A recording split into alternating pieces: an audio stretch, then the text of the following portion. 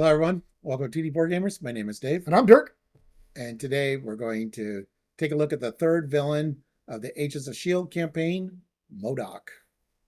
So M.O.D.O.K is kind of similar to Batrox, which you will see the way his hit points work, but we'll get to that when we get to the scenario. Okay, to set up for this, we're going to want to grab M.O.D.O.K A if we're playing standard. If we're playing expert, we're going to grab M.O.D.O.K B. We're going to grab a standard encounter set and one modular encounter set, and they suggest Scientist Supreme, so that's one we'll cover.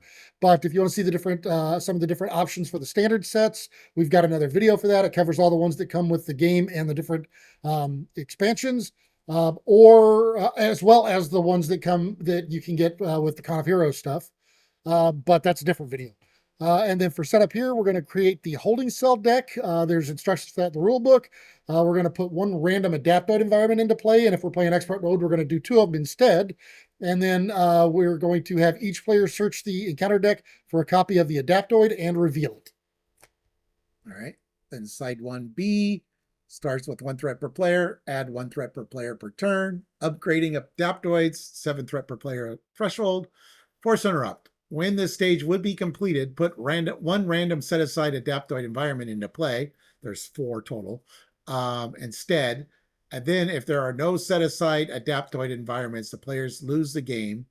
Otherwise, remove all threat from here and shuffle each adaptoid minion from the encounter discard pile into the encounter deck. So as the game progresses and you're not doing so good on keeping threat off the scheme, the adaptoids are just going to get stronger and stronger and stronger. Yeah, as if threat wasn't already a problem, they're going to get stronger too.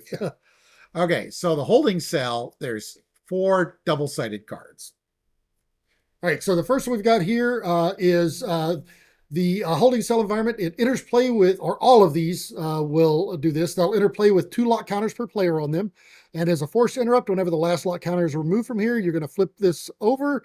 And for this particular one, you're going to put the flying inhuman into play, which is the other side, under any player's control. And as a hero action, you can spend 2 energy resources or 3 resources of any type to remove a lock counter from here.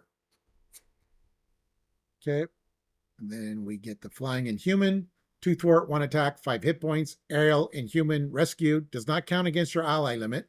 Response after this ally thwarts, remove 1 threat from another scheme, which is really nice. Yes. And then forced response after this card leaves play, flip it and place it on the bottom of the holding cell. So if you let it die, then it's going to go back in the bottom of the holding cell deck. And you'll see in a minute why that matters. All right, so the next one we've got here, same setup, but this one, whenever you flip it over, it's going to put the psionic inhuman into play, and you can spend the 2 mental resources or 3 of any type to remove a counter. And psionic inhuman is 1 thwart, 1 attack.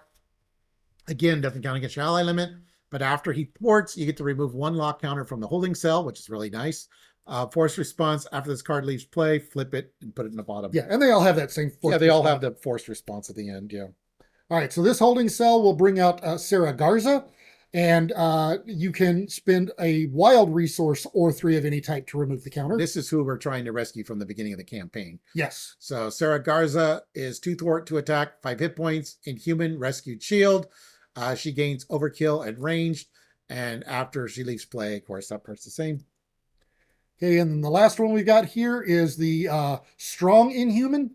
And this one you can spend 2 strength or 3 of any type to remove a counter. And he's 1 thwart, 3 attack, 7 hit points. He comes in tough.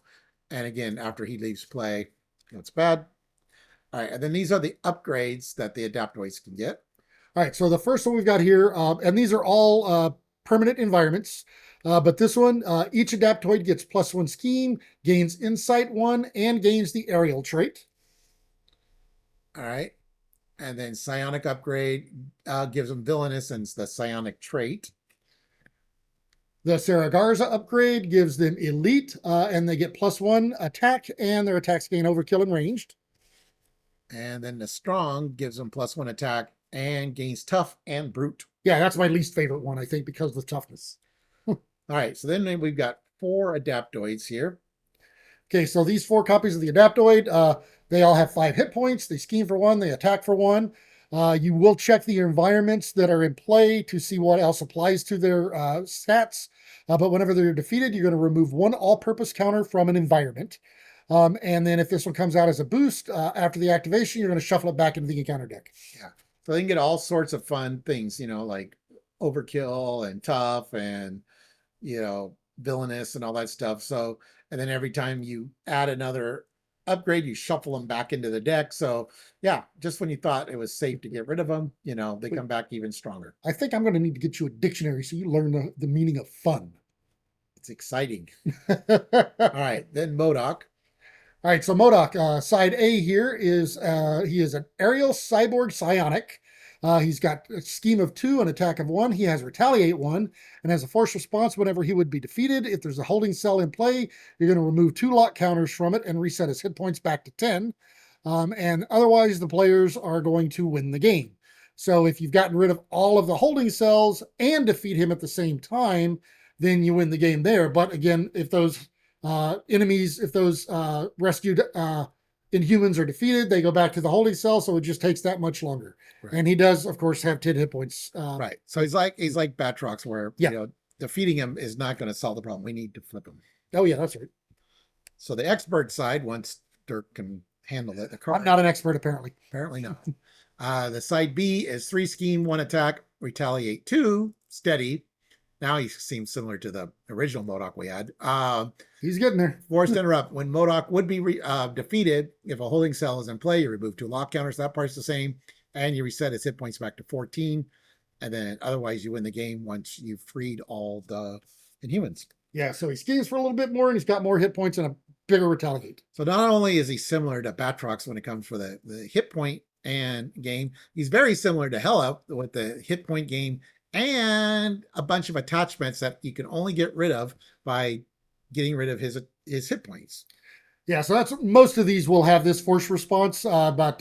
So this is the automated mobile unit. It gives you attached to M.O.D.O.K, it gives him +1 attack. He also gets +5 hit points. And then, like Dave said, after his hit points are reset, then you're going to discard this card. Like I said, most of them, but not all of them, will have that. Yeah, there's one that doesn't.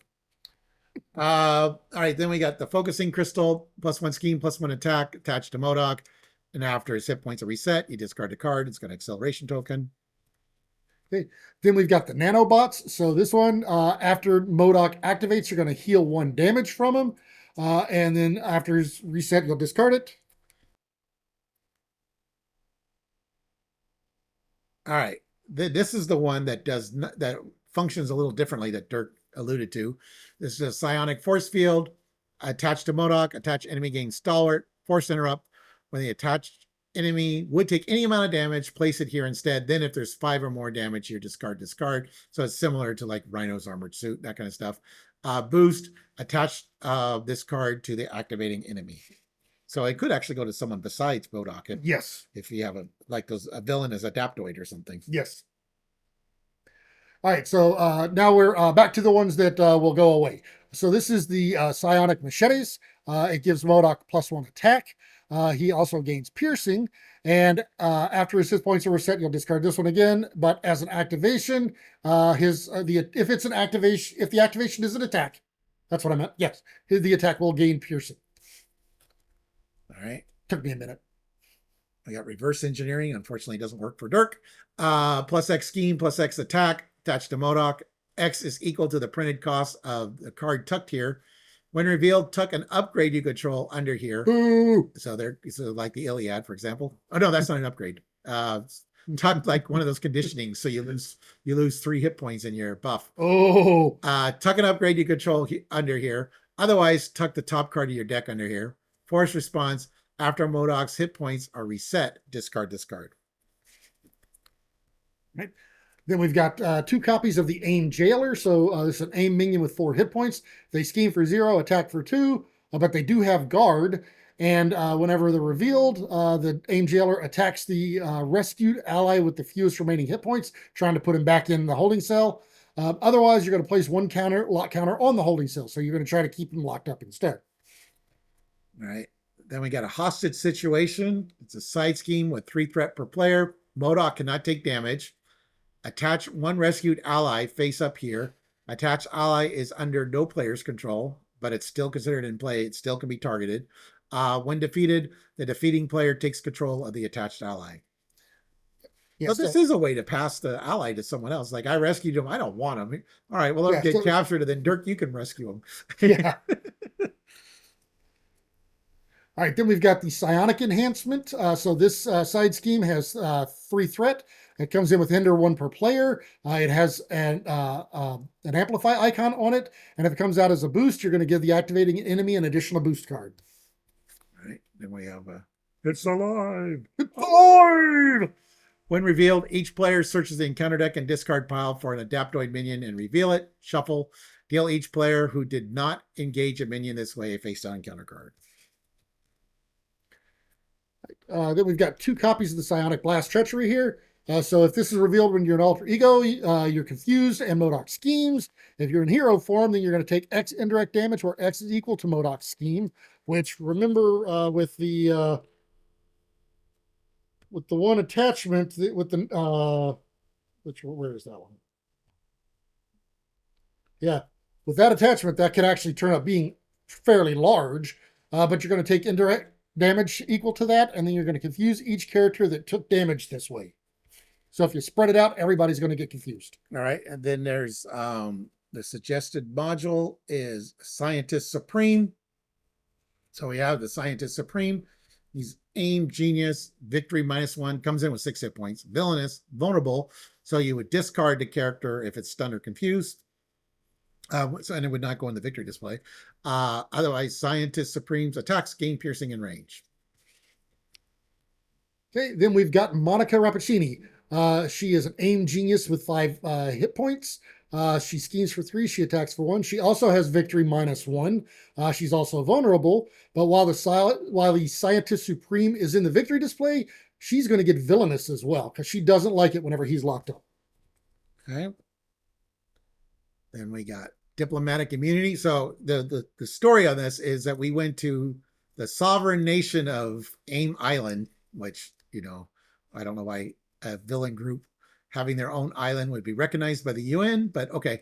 And so, yeah, so we got some diplomatic immunity here. 3 threat per player. When revealed, place 1 acceleration token here for each AIM minion in the victory display. And it's got an acceleration token. All right, and then we've got 2 copies of the Diplomatic Sanctions Treachery. So this one has Surge, and whenever it's revealed, you're going to discard 1 card from your hand for each AIM minion that's in the victory display. If it comes out as a boost, it's going to get 1 additional boost icon for each AIM minion in the victory display instead. So maybe AIM's not actually an evil organization. They're just misunderstood beekeepers. Yeah. All right. So yeah, so that was the 3rd scenario, M.O.D.O.K. So the goal of the campaign is successful. We rescued Saragaza, and it's scenario 3, so we're all done. Yeah, that's all it. That's all she wrote. Yeah, right. Well, you thought so. We still got 2 more scenarios, so we'll see if that's it. All right. Well, anyways, thank you for watching, everyone.